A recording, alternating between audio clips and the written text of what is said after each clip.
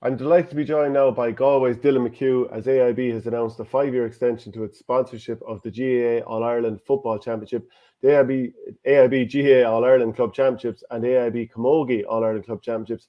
AIB is extremely proud to be extending their support of #the toughest championships, as well as players and communities involved in Gaelic games nationwide. Dylan, how are things with you? Good now, yourself? Not too bad. Busy these days with football, yeah? Yeah. Flat out, I suppose, with training and recovery and preparation and work and everything. So yeah, it's a busy summer ahead. How many days a week do you reckon you commit to football one way or another, whether it's a recovery session for 20 minutes or, whatever way it is? So like I suppose there'd be the 3 collective sessions. Then like you'd have your one gym session, and then depending on how the body is, maybe like you might get to the pool 1 day, 2 days, 3 days if you have a bit more time. But it's definitely probably 5 or 6 days. And try to take 1 day where you kind of just tune out completely from it. But, it takes up a nice bit of time. So what do you do outside of football? Are you in college? Are you working, or what do you do? No, I'm working. Yeah, I'm working down in Valley-on-Tune. So I'm working in supply chain there. They're cameras for car manufacturing companies. So working there at the moment. Yeah. And when I googled your name just beforehand, you have your own. Do you do gloves? Do you do GA gloves? Yeah. Myself and one of the lads from Corofin here, we just set up the I suppose DB Sports called glove company back when we were in college. So we chip away at that as well. So okay, and what made you decide to go for that? Don't know. I suppose like myself and my friend Brian Raftery from Corofin, like we used to kind of order in gear for the group because we were in college, probably had a bit of time. Like we used to order in, training jerseys and socks and stuff, and we just said we'd have a look at maybe just doing it ourselves, and kind of took off from there. Yeah. Well, very good. And is it something you enjoy doing? Like, do you commit much time to that every week? Yeah, it's good. Yeah, it's good. It doesn't take up a whole pile of time. I suppose like a couple of orders, like shipping out the gloves, just managing the inventory, trying to put up a bit on social media, which is quite hard to do. But it doesn't take up a whole pile of time, to be honest. Yeah, I suppose you have to try and do a bit on social media, but at the same time, a county player is supposed to keep the head down on social media. Exactly. Yeah. Exactly. Yeah. And is that one of those things like social media? Would you be very conscious about anything you ever put up, or do you basically, unless it's to do with work, do you not really put anything up? Like that. To be honest, I don't put up a whole pile. I only have the Instagram there. I don't have Twitter or Facebook, so I might put up the odd photo after a game or something, but that'll be it. I don't. Yeah. So can you talk to me about last year with Galway? I remember Pádraig Joyce was up on stage in Tuam Stadium, and he was just saying, from the bottom of my heart, from the bottom of the players' heart, I just want to thank everyone who showed up. I had to apologise that we do not have Sam Maguire here with us. Can you sort of bring us back to that? What was that like that evening? It was a strange one. I think I can't remember. I read that article recently enough where Pádraig was saying like it actually felt like we had won the way the supporters had come out. It was a strange experience, I suppose. Like we were obviously as players very disappointed coming down the Monday. But like the support that came out in Ballinasloe and Tuam and in Galway, it was class. Like we didn't, as players, we didn't expect it anyway. And even like there was so many out in Ballinasloe and Tuam that like we had fallen well behind schedule. I think we were meant to be in Pearse Stadium at like 4 o'clock or 5 o'clock, and we didn't get there till 8 or 9, and there was still like hundreds, thousands of people there. So it was we got a good reception, but you would, as Park said, you nearly feel guilty that we hadn't won it for them. But no, it was great that they came out to us. So for you playing in an All-Ireland final, you've done it plenty of times with Corofin and obviously won the historic 3 in a row. You're used to playing in Croke Park, but what was it like playing in that All-Ireland final, the parade, all that kind of stuff? Yeah, I suppose like the game itself, like it's the same as playing, you know, a club game or anything. Like once the game starts, like you wouldn't notice it. But yeah, like even the 3 games we got up there, you know, the Armagh game was maybe 70,000 at it. The Derry game, much the same, and then the All Ireland, like, I suppose like the parade and everything, like it is something you just have to take in and embrace. But yeah, it's something that you'd want to kind of do again. I suppose it's a good experience, but yeah, didn't work out on the day. But like the game against Armagh, seeing as you mentioned it there, what's your memory of that penalty shootout? You won it 3-1 eventually. Was it 3-1 or 4-1? But anyway, you gave an exhibition of penalties. Yeah, the penalty shootout, I suppose it was a weird one because I wasn't taking one. So like, you know, it was just a weird feeling that like you could do nothing else. I suppose like it was completely out of your control. So just watching it, but definitely confident. Like you said, the lads gave an exhibition of penalties, and like the 4 lads that had stepped up were excellent penalty takers. Connor's excellent at stopping them as well from his soccer days. So no, we were definitely confident, but yeah, it was a strange experience, I suppose, just standing in Croke Park full with a couple of lads stepping up to take penalties. Yeah, I'll tell you, as a neutral, being there as a journalist on the day, it was incredible to watch. And were you in the thick of it for the old brawl there at the end of? Were you causing trouble there at the brawl at the end of normal time? No. I was well clear of it. Yeah, I'll tell you, it was a mad old day and a mad old game. Really energized the championship. But like, can we talk about the Corofin 3 in a row? What was it that, like, obviously you'd won it previously? Was it 2015? You'd won the previous one, and Stephen Roxford was involved. But you know, what was it that got you to that level? Because, like, to be fair, you were unbelievable there for so long. Yeah, I'm not sure. It's probably just an accumulation of things. Like, obviously, we had top quality players, very ambitious players, an ambitious management team, and yeah, like probably a small bit of luck, I suppose, along the way.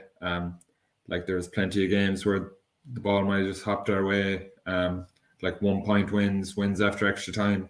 That all accumulated, but I don't know, just I suppose a great group of lads that really went after it, and yeah, it's probably hard to put your finger on one thing because it was 3 years of success. So like it was, you know, it was a number of years in the making. So it's hard to kind of pinpoint one thing, but no, it's a good group, I suppose. Yeah, and when you completed the 3 in a row, which had been talked about so much because no one had ever done it before, can you tell me what it was like on that final whistle when you'd done the 3 in a row? What were you feeling? I can't tell you, to be honest. So in extra time of that game, I slipped a hand pass and got a fair bang to the head. So by Kilcuman? Yeah, no, by Kilcuman, yeah. So I was out, and yeah, I only really came back into.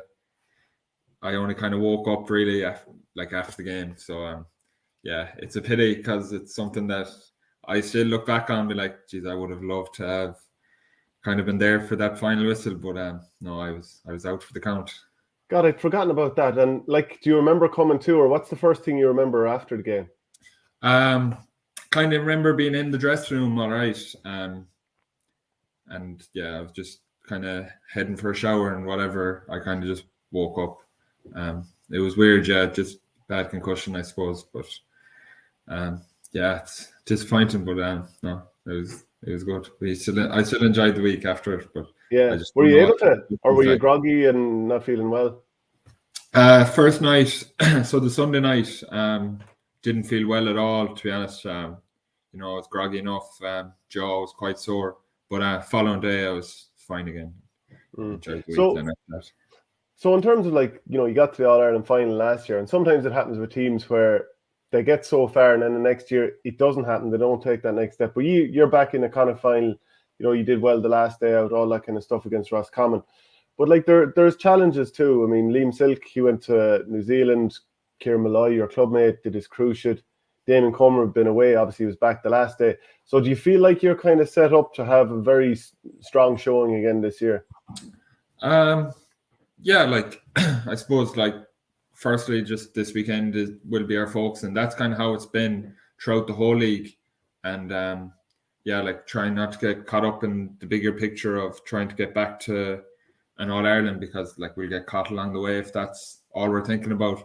But yeah, I think just with Liam and Kieran out, it's given younger lads the opportunity to just step in, and look, they've done brilliant throughout the league. Even Damien travelling and picking up a knock, it gave lads to step in, and that's kind of built a bit of squad depth without us like hoping for it, but it's just fallen that way. And yeah, lads have took their chances, so it's working out nicely for us. But yeah, look, Sunday is just another test for lads to form. And would you know many of the Sligo lads from college or anything like that? Yeah, so I know a couple of them. So like I went to secondary school in St. Jarlath's, and we were beaten in my 2 years of senior championship. We were beaten by St. Attractus of Tubbercurry and Summerhill.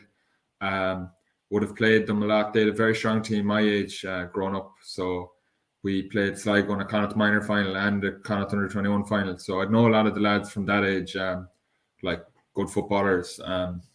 Yeah, so it'll be a challenge someday, but we're looking forward to it.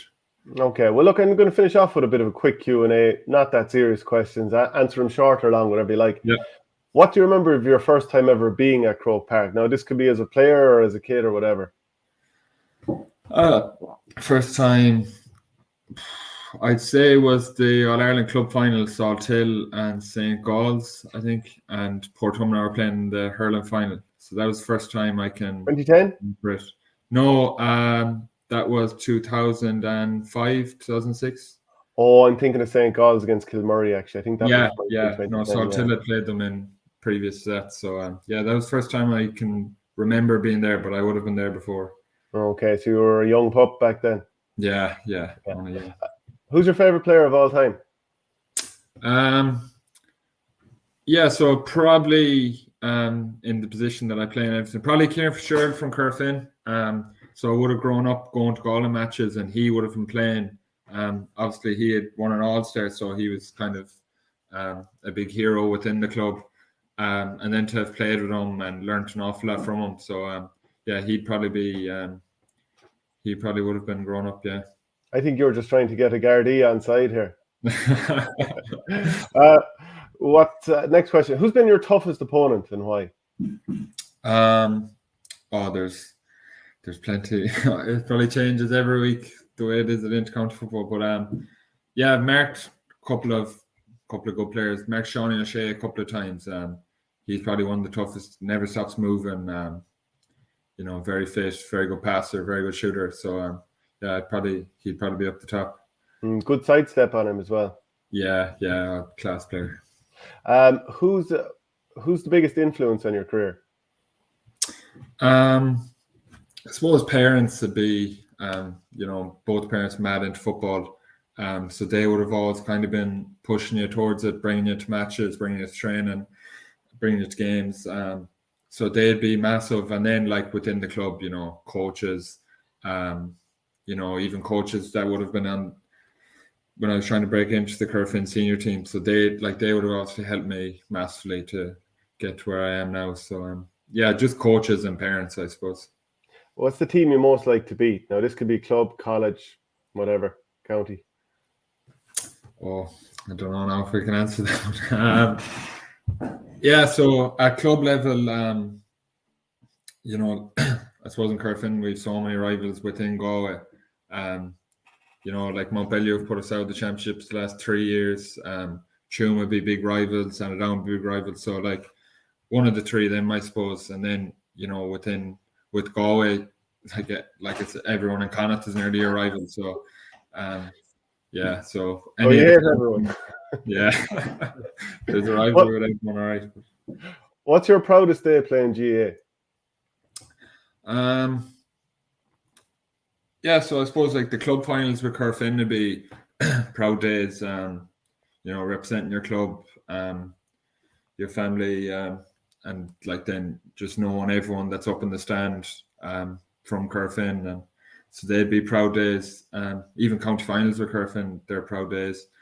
And then for Galway, like the Armagh game was obviously a roller coaster of emotions, but like there's a great sense of satisfaction after that game that that was kind of our first time as a group playing in front of 70,000 or 75,000 and getting a win. So yeah, that was a big day for us as well. Yeah. What's your favorite stadium? I'd go Croker. Yeah, Croker. Yeah. What's the toughest training camp you've ever been on, do you reckon? Yeah, we did a couple now. We're in Jarlath's. When we were in school, we used to do a lot of hard training. Yeah, I suppose we never really did too many training camps, but we did one tough session with Jarlath before. I can always remember it. It was in Rinville Park, in Ormore, and yeah, it was gruesome. It was tough. Yeah. What sort of stuff are we talking about? Running up hills, push-ups, yeah, it was bad now. It was bad. Who's the joker on the panel in Galway? There's a couple of them.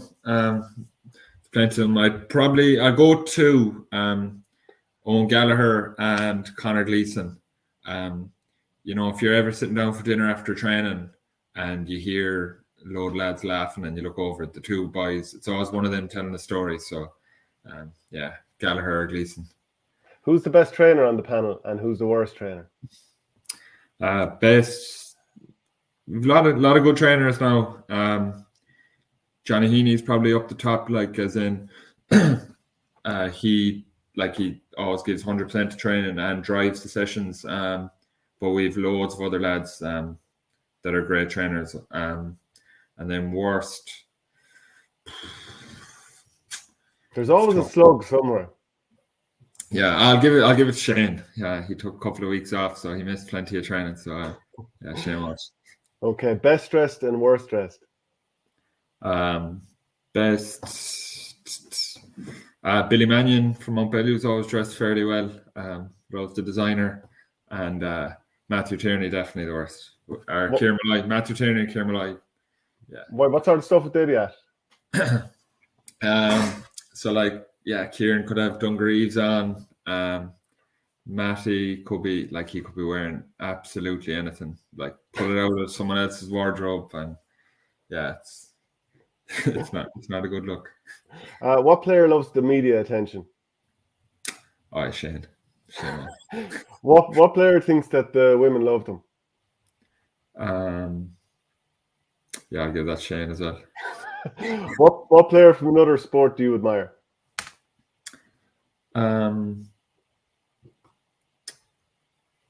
Yeah, so either be a couple, like Michael Jordan from basketball, obviously. It's probably one of the answers everyone gives.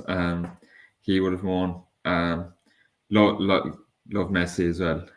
So yeah, Messi in soccer and Michael Jordan in basketball. And final question then: what manager from another sport do you admire? Yeah, if you asked me 2 or 3 weeks ago, I would have said Arteta, but I'm leaning away from him now. So yeah. Pep's great, his innovation. He's a sickner though. Yeah, he is, but the way he's successful everywhere he goes and always innovating, always trying new things, which is good to keep them on top. Okay, well look, brilliant stuff, Dylan. Best of luck with the season.